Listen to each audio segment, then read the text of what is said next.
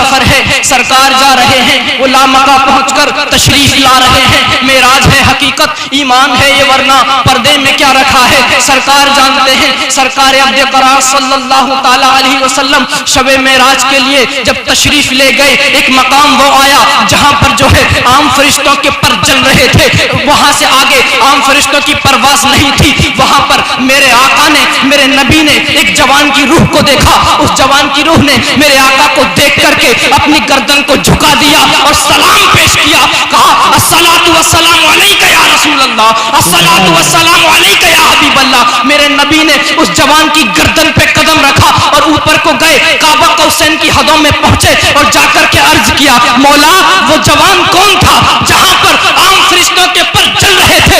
उसने मुझको देख करके अपनी गर्दन को झुका दिया और सलाम पेश किया। मेरा मौला ने फरमाया, हबीब ये तेरी औलाद में पैदा होगा, इसका नाम अब्दुल कादिर है। कहा ये कौन है? कहा ये तेरी औलाद में पैदा होगा।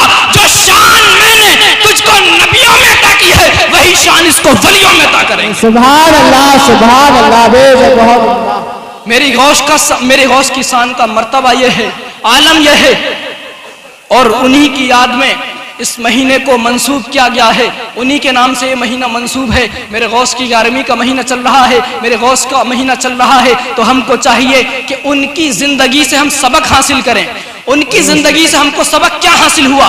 फरमाया मौला, फरमाया हबीब तेरी औलाद में पैदा होगा। फरमाया मौला इसने मेरा कदम अपनी गर्दन पे लिया है और दुआया कलमा फरमाए, अर्ज की मौला इसने मेरा कदम अपनी गर्दन पे लिया है और कयामत तक के जितने भी औलिया तशरीफ लाएंगे वो सब के सब इसका कदम अपनी गर्दनों पर लेंगे। जब मेरे गौस की आमद हुई तो कहा जाता है, शान गौस आजम के अंदर मुफ्ती शाहिद मिसबाही लिखते हैं कि जब मेरे गौस की आमद हुई तो उनकी पुश्त पर हुजूर के कदम का निशान मौजूद था। सुभान अल्लाह, कदम का निशान मौजूद था। उनकी जिंदगी से हमको सबक क्या मिलता है? गौस पाक फरमाते हैं कि अगर सामने से एक गंदगी में भरा हुआ कुत्ता आ रहा है और दूसरी जानिब एक बेनमाजी आ रहा है और तुम उस रास्ते से गुजर रहे हो, तो अब तुम किसकी तरफ बचोगे?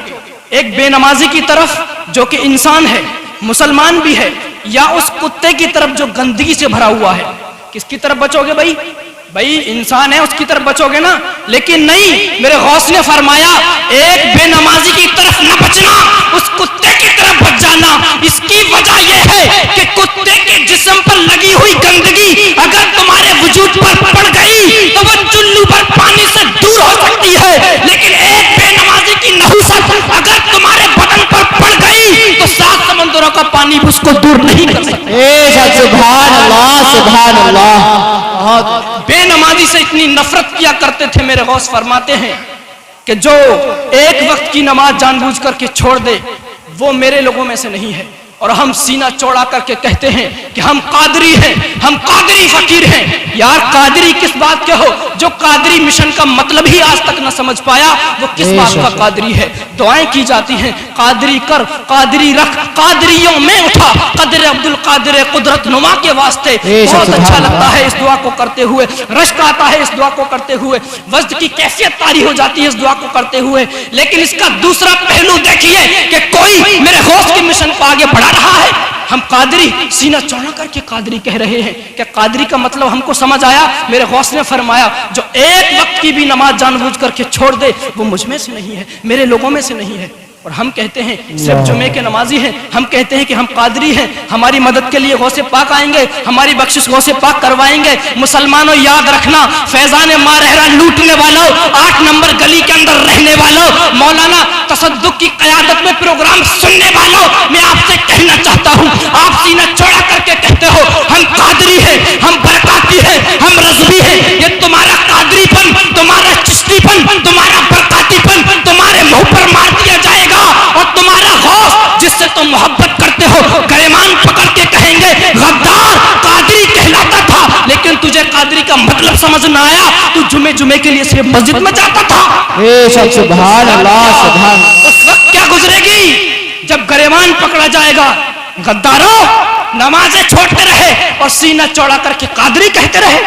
तुमने कादरी सिलसिले को बदनाम कर दिया है। असल वजह तो ये, असल बात ये है कादरी सिलसिला बदनाम ही इसी वजह से है। जुमे जुमे के नमाजी हैं, सीना चौड़ा करके कादरी बने फिरते हैं।